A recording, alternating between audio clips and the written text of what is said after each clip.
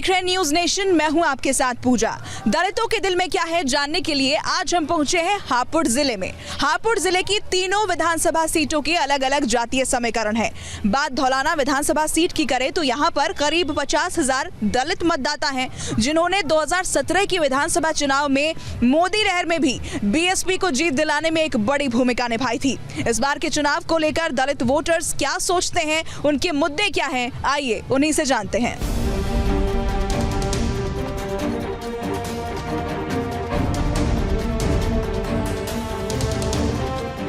इस वक्त हम मौजूद हैं हापुड़ जिले की धौलाना विधानसभा सीट के पिलखुआ में, जहां तमाम लोग हमारे साथ हैं। उनसे बात करेंगे सीधा और जानेंगे कि उनके सियासी मुद्दे इस बार क्या हैं। सर, इस बार किन मुद्दों पर वोट देंगे आप? मुद्दा क्या है सर, सीधी बात है, सबसे पहले बेरोजगारी। मैंने मुद्दा बेरोजगारी इतनी है कि हमारे बच्चे पढ़ लिख के भी बिल्कुल बेकार हो पड़े हैं। ना ही तो इन 5 साल के अंदर ना तो किसी को कोई नौकरी है, ना ही कुछ है। महिलाओं से भी जानते हैं कि इस मुद्दे पर इस बार वोट देंगी। महंगाई से कितनी परेशान है, क्योंकि और भी लोगों से हमने बात की थी कल गाजियाबाद में, तो वो महिलाएं कह रही थी कि महंगाई बड़ा मुद्दा इस बार होने वाला है। यहाँ पर भी यही है? यही है हाल, यहाँ पे यही है, सब यही है। यहाँ पे भी बहुत परेशानी है, सब चीज़ की महंगाई है, हर चीज़ की महंगाई। गरीब आदमी क्या करें, तो भूखे ही मरेंगे। पढ़ाई के ना लिखाई ना पढ़ाई के, बच्चों की पढ़ाई बढ़ेगी ना सब पढ़ाई। बताओ,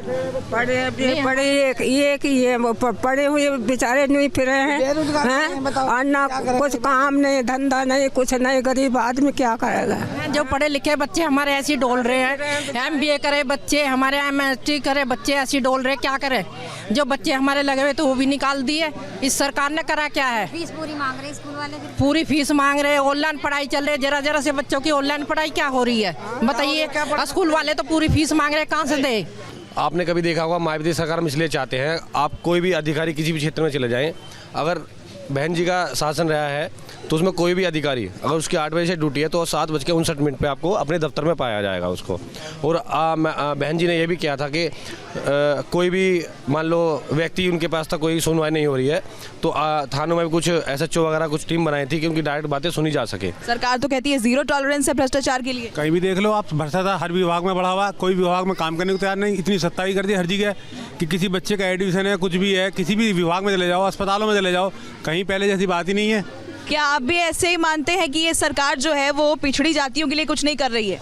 पिछड़ी जातियों के लिए बताएं आप क्या किया है? सिर्फ और सिर्फ इन्हें तो लॉलीपॉप देने का काम किया, बाकी अभी तो कुछ नहीं किया।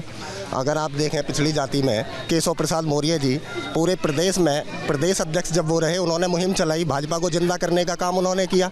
लेकिन फिर जब मुख्यमंत्री बनने का नंबर आता है, उनको पीछे की श्रेणी में धकेल दिया जाता है। आपने कई बार देखा होगा, उन्हें मंच से भी बड़ा उनका आदर सत्कार को सम्मान नहीं दिया गया है उन्हें। सन 95 में मैंने पैसे बंधवाए थे, मैं धक्के खा के परेशान हो गए। जिंदे लोगों को मृत्यु बता देते हैं, और जहाँ भी जाते हैं वहाँ सुनवाई नहीं होती बिना पैसे के। तो गुस्सा है, नाराजगी है, कहते हैं भ्रष्टाचार भी अपने चरम पर है, और लोग इस बात से भी नाराज हैं कि वोट इनसे लिया जाता है और फिर पार्टी बदल ली जाती है। मुफ्त का सामान नहीं चाहिए, नौकरी चाहिए, रोजगार चाहिए, ये यहाँ के लोगों के मुद्दे हैं जिस पर इस बार तमाम लोग वोट करने वाले हैं। चलिए आगे आपको दिखाएंगे हापुड़ की एक और जगह से वहाँ की जनता का सियासी मूड।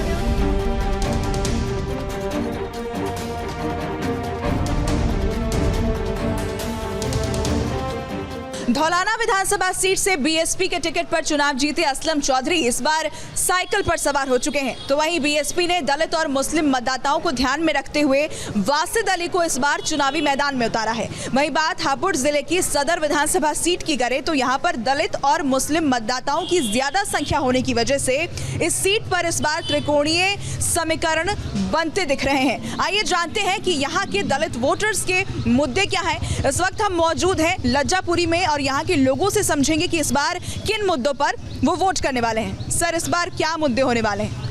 इस बार मुद्दे खास तौर से लॉ एंड ऑर्डर होगा, शिक्षा होगी, रोजगार होगा, माँ बहन बेटियों की सुरक्षा होगी।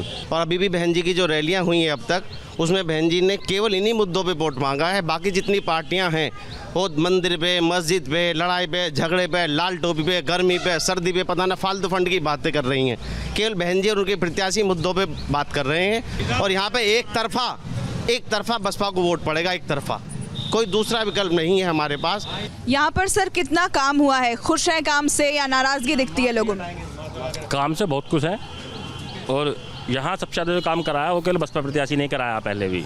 तो बहन जी ने जो काम किए हैं दूसरों के काम उनके सामने तुलना भी आप करोगे। बहन जी ने F1 कार रेस सर्किट बनाया नोएडा में, जो आज भी पूरे भारत में कहीं नहीं है। और जब सचिन तेंदुलकर उस F1 कार रेस सर्किट में पहली कार रेस में बैठा तो सचिन तेंदुलकर ने ये कहा था कि मैंने सपने में भी नहीं सोचा था कि मैं कोई कार रेस भारत में ऐसी देखूंगा। उसके बाद भी वो देखने में सफल हुआ क्योंकि बहन जी ने दिखाया। मैं आप लोगों का धन्यवाद अदा करना चाहता हूं कि आपने ज़मीनी स्तर पर गरीबी को देखते हुए, बेरोजगारी को देखते हुए बेरोजगारों का दर्द समझा है।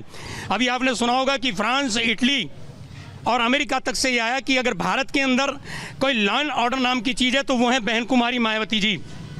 बहन कुमारी मायावती जी चूँकि सर समाज के लिए काम करती हैं और भारत के अंदर जो 36 करोड़ दलित समाज रहता है वो सिर्फ और मात्र सिर्फ बाबा साहब के अधूरे मूवमेंट को चलाने के लिए जन आंदोलन स्तर किए हुए है। और आज भी बहन जी के साथ सारा समाज, सर्व समाज के लोग, चाहे वो ब्राह्मण है, चाहे मुस्लिम है, चाहे दलित है, चाहे ठाकुर है, सर्व समाज के लोग बहन जी के मूवमेंट में शामिल हैं। विकास की बात करती है जो मौजूदा सरकार है, विकास हुआ है आपके इलाके में? विकास के नाम पे तो एक धांधला है। ये जो लोगों को भ्रमित किया जा रहा है, विकास ये कहते हैं कि हम विकास कर रहे हैं, विकास है कहाँ? हमें तो आज तक विकास दिखाई नहीं दिया।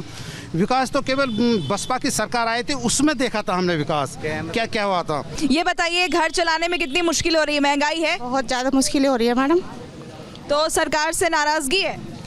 सरकार से नाराज़गी तो है और रहेगी जब तक ये सरकार नहीं बदलेगी। सरकार तो कहती है महिला सुरक्षा के लिए बहुत काम किया है, अपराध कम किया। किसी के लिए नहीं किया, महिला का किसी के लिए नहीं किया योगी सरकार में। बच्चे कोई स्कूल नहीं जा रहे, स्कूल तो कोरोना की वजह से बंद है। कोरोना की वजह से नहीं, और काम कैसे हो रहे हैं और कोरोना में, और काम कैसे हो रहे हैं, इलेक्शन कैसे हो रहे हैं कोरोना में।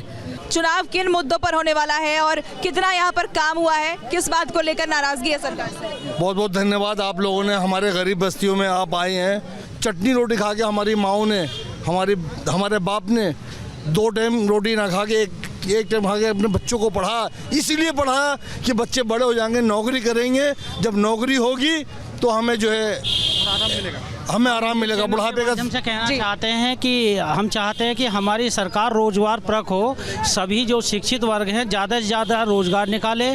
और जो हमारा हापुड़ जिला बना है, इस हापुड़ जिले में जितनी भी कार्यकारी कार्यालय हैं उनमें सब में बहुत अच्छे काम होने चाहिए। सबको जितने युवा हैं उनको नौकरी दी जानी चाहिए। आने वाले 10 तारीख में पश्चिमी उत्तर प्रदेश में हाथी पे इतना वोट ठोका जाएगा, इतना ठोका जाएगा, योगी जी खो जाएंगे। ये क्या हुआ? अभी आप देखिए कि भर्ती हुई है, दरोगा की भर्ती पिछले 3 साल में वो अब आगे क्लियर हुई थी 2016 की भर्ती। अब फिर से जो दरोगा SI की भर्ती चल रही है वो मतलब आंसर की आई, अभी तक रिजल्ट नहीं आया है। तो यही सबसे बड़ा मुद्दा है कि रोजगार चाहिए युवाओं को। सब बहुत परेशान हैं, रोजगार चाहिए, लेकिन इस सरकार में किसी को कोई रोजगार नहीं दिया गया। तो हम चाहते हैं बहन जी की सरकार आए, हमें रोजगार चाहिए तो हमें बहन जी को लाना है जी।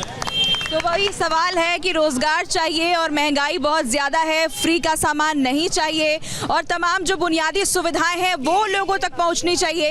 ये तमाम लोगों की मांग है इस बार। तो देखना होगा कि आखिर जब 10 मार्च को नतीजे आएंगे तो जो आवाम है जो ये कह रही है, ये वोट में किस तरह से ये नतीजे तब्दील होते हैं। फिलहाल हापुड़ ज़िले से मेरे साथ इस खास पेशकश में इतना ही। आगे मिलेंगे आपसे, आप देखते रहिए न्यूज़ नेशन।